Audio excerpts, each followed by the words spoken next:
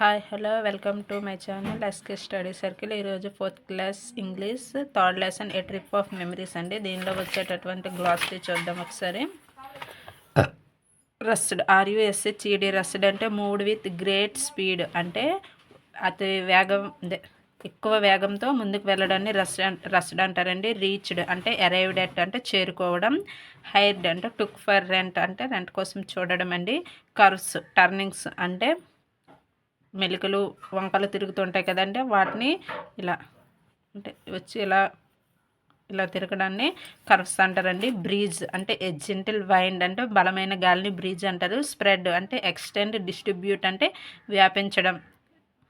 Climate weather at certain time, ఒక టైంలో ఉండేటువంటి వాతావరణాన్ని క్లైమేట్ అంటారండి. థ్రిల్ ఏ సడన్ ఎక్సైట్మెంట్, అంటే థ్రిల్ అంటే ఎక్సైట్మెంట్, ఆశ్చర్యానికి గురి చేసేది థ్రిల్ అండి. Attraction interesting place to see, అంటే ఏదైనా ఒక ప్లేస్ని చూడడానికి మనకు ఆసక్తి కలుగుతుంది కదా, దాన్ని అట్రాక్షన్ అంటారండి. Translate change from one language to another, అంటే ట్రాన్స్లేట్ అంటే ఏదైనా ఒక లాంగ్వేజ్ని ఒక భాష నుంచి ఇంకో భాషలోకి మార్చడాన్ని ట్రాన్స్లేట్ అంటారండి. Composed set music for a song, ఒక సాంగ్కి ఏదైనా ఒక పాటకి మ్యూజిక్ని సెట్ చేయడాన్ని కంపోజ్డ్ అంటారండి. అకేషనల్లీ అంటే నౌ అండ్ దెన్, అంటే ఇప్పుడు మరియు ఎల్లప్పుడు అని అర్థము. నెక్స్ట్ వన్ వచ్చేసి వొకాబులరీ సినోనిమ్స్, ఇక్కడ కొన్ని ఇచ్చాడండి. Read the following sentences and observe the underline words అని ఇచ్చాడు. అంటే ఇక్కడ కొన్ని సెంటెన్స్ ఇచ్చాడు, వాటిలో అండర్లైన్ వర్డ్స్ని అబ్జర్వ్ చేయండి అని చెప్పాడు.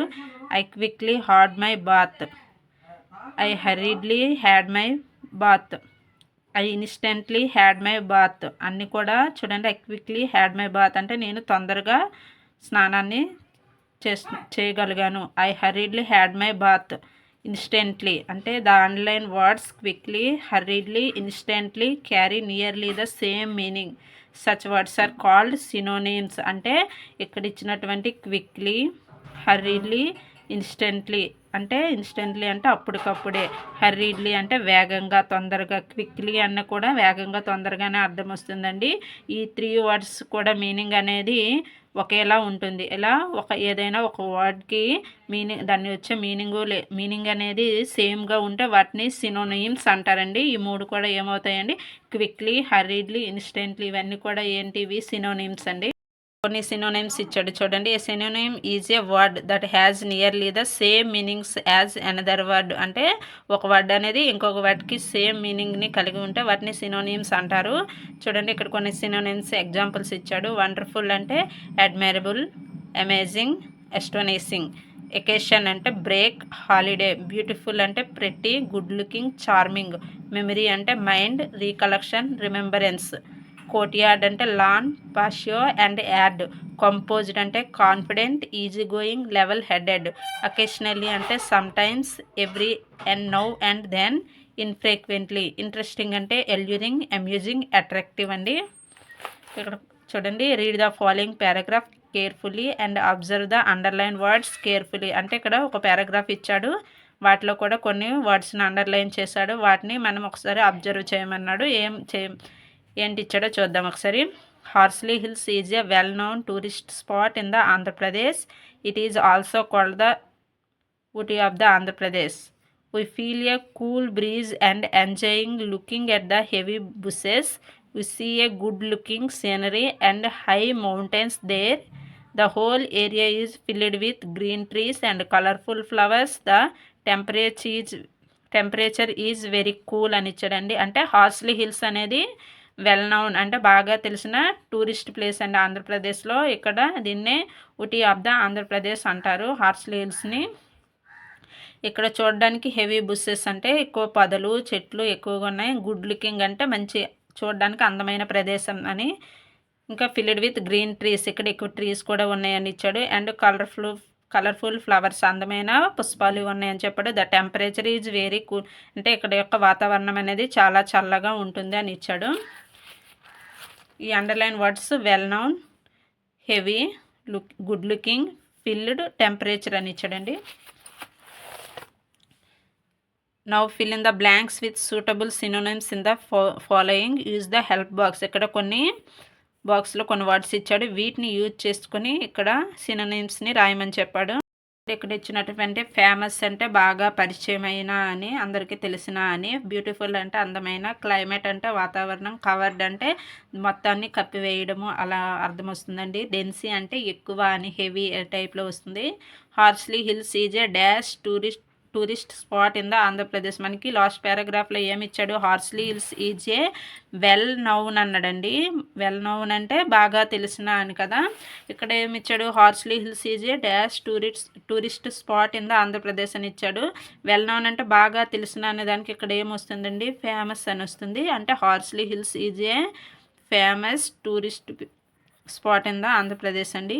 It is also called the Ooty of the Andhra Pradesh. We feel cool breeze and enjoy looking at dash bushes అని ఇచ్చాడండి. అంటే హెవీగా ఉన్న బుస్సెస్ కదండి. దీనికి అర్థము ఏంటి, డెన్సీ అండి. డెన్సీ అంటే హెవీగా, దట్టమైన అని అర్థం అండి. Next one, we see a dash scenery and high mountains there. అంటే సీనరీ ఎలా ఉంటుందండి, బ్యూటిఫుల్ కదండి. ఇక్కడ వచ్చేసి ఆన్సర్ బ్యూటిఫుల్ అండి.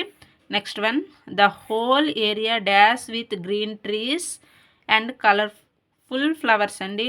అంటే హోల్ ప్లేస్ అంటే మొత్తం ప్రదేశం అనేది గ్రీన్ ట్రీస్ అండ్ కలర్ఫుల్ ఫ్లవర్స్తో ఎలా ఉంది, కప్పివేయబడింది లేదా నిండివేయబడింది. దీని యొక్క అర్థాన్ని ఇచ్చే సినోనిమ్ ఇక్కడ ఏముందండి, కవర్డ్.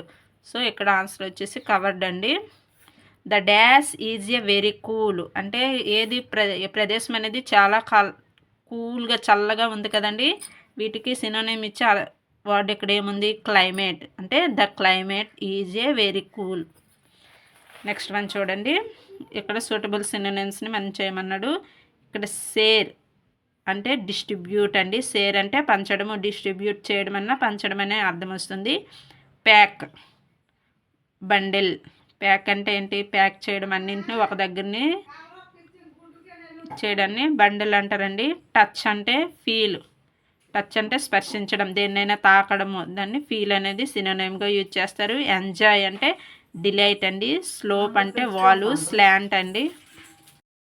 ఇక్కడ చూడండి యాంటోనిమ్స్ ఇచ్చాడు. యాంటోనిమ్స్ అంటే ఇప్పుడు వరకు సినోనిమ్స్ నేర్చుకున్నాం కదండి. సినోనిమ్స్ అంటే సేమ్ మీనింగ్ వస్తుంది. అదే యాంటోనిమ్స్ అంటే ఆపోజిట్ మీనింగ్ వస్తుందండి. ఇక్కడ చూడండి, read the following sentence and observe the underline words. అంటే ఇక్కడ కొన్ని వర్డ్స్ని అండర్లైన్ చేశాడు, వాటి యొక్క మీనింగ్స్ చూడండి. You must go to Horsley Hills if you want to enjoy cold weather in hot summer. అంటే హార్స్లీ హిల్స్లో ఎంజాయ్ చేయాలి అంటే ఆ కోల్డ్ వెదర్ని మనం హాట్ సమ్మర్లో వెళ్ళాలి. హాట్ సమ్మర్ అంటున్నాడండి. కోల్డ్ అంటే చల్లగా అని, హాట్ అంటే వేడిగా కదండి. అంటే కోల్డ్కి ఆపోజిట్ వర్డ్ వచ్చేసి హాట్ అండి.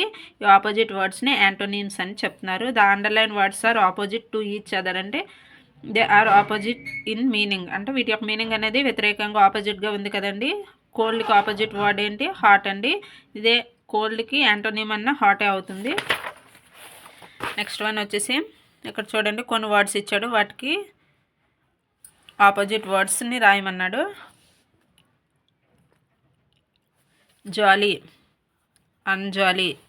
అబోవ్ అంటే పైన అండి, బిలో అంటే కింద, బిగ్ అంటే స్మాల్, టాల్ అంటే షార్ట్, క్లీన్ అంటే డర్టీ లేదా డస్ట్ కూడా అవుతుంది.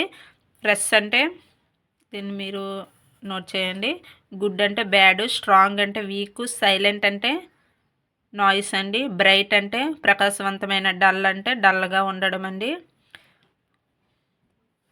ఇక్కడ కొంచెం గ్రామర్ ఇచ్చాడు చూడండి. Adjectives, read the following sentence taken from the lesson, identify adjectives అని ఇచ్చాడు.